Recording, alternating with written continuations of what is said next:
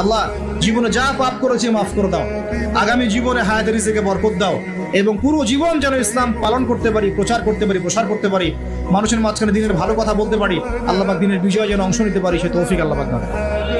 আল্লাহ পাক কবুল করার মালিক না? একটা কাপড় ধুতে 1 বালতি পানি লাগে, কিন্তু জীবনের সমস্ত গোনাহ ধুয়ে ফেলতে চোখের 1 ফোঁটা পানি যথেষ্ট। ইনশাআল্লাহ আল্লাহ পাক কবুল করুন, আমিন।